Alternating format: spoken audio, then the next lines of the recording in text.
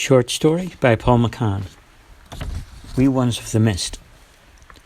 Once upon a time, before the mists had cleared, there was a mystical place in the heart of Kelts County called Orloscamuckandoo.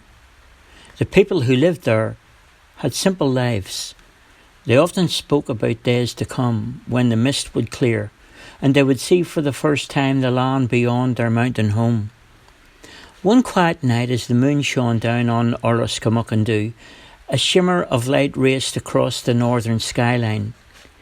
Shooting stars dressed up the night sky as they raced across to a distant horizon. Nestled in the Allahabad Mountains was the lake that provided all the needs for both of the people and the animals in the area. The lake lay there like a mirror, cradled by Pogle's Valley. On one side of the lake was the magic forest where the wee ones lived. The king of the wee ones, Papalapakap, his daughter's name was Ellie. She always looked so sad because she had no voice. There was nothing anyone could do for the princess to make her happy. So she had everything she could ever want. Lovely clothes, the best food. In fact, she had the best of everything, but she still had no voice. And she was lonely and sad. Every night the princess would be found stargazing. The king was very worried about this, and one evening he asked her what she was looking at. She took a stick of charcoal and wrote down on a slate, "I want a silver castle in the sky."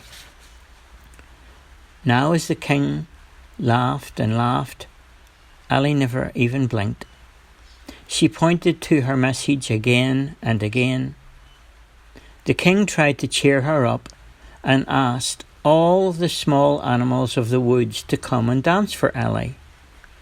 Dogs came a-walking with clogs a-tapping, and cats came along with socks and frocks, but to no avail. The princess just sat looking up at the sky. The king sent for clowns to come, and so in came the clowns, with their hands a-clapping and their feet a-slipping and tapping and their smiles a-beaming. Still, the princess was sad. All over Orloscamuckandoo they came to cheer up the princess, bringing her gifts. There were dolls a-talking and balls a-bouncing. There were even a crown a-shining on her head. Still, the princess was sad. Nothing seemed to work. The king sent out all his messengers all over Kelt County and searched for anything or anyone who could make his daughter happy. So the wee ones went out with all their whispers into the dense woods and beyond the valley and the lake. The whispers were carried by the wind, and all the small animals carried the word from the king. The squirrels and foxes raced through the woods, and the dolphins and fish through the seas. The birds and the butterflies went through the air with the king's message. Every night, the small animals would return to the king with no answer. One night, there was a magic feeling that was felt all over the land.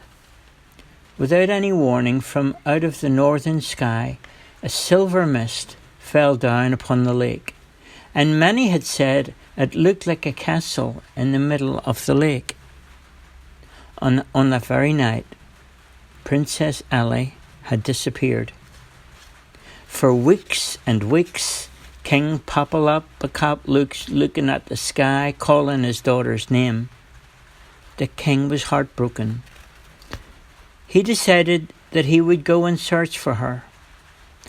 On foot he made his way through the magic forest, and he walked on and on until he came to the edge of the mist. As King Papalapakap walked through the mist, he found himself in a scarlet rose garden, where the perfume overpowered him and sent him into a deep sleep. When he awoke, he was helped to his feet by a gardener who said his name was Percy. The king asked Percy if he had seen a beautiful girl called Ellie. Percy just smiled and clicked his fingers.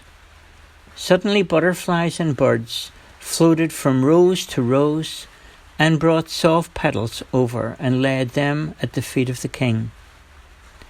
The petals all changed colour, and in a moment they turned into the wings of butterflies that flew away.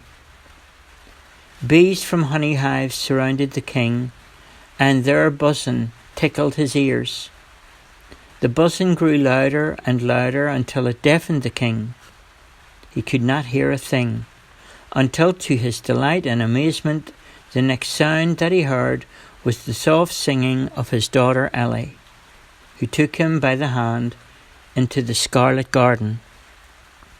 The whispers in the woods have said that when the mist clears and the stars fall down from the sky, then the king and the princess will return again to the magic forest. That's the end of the story.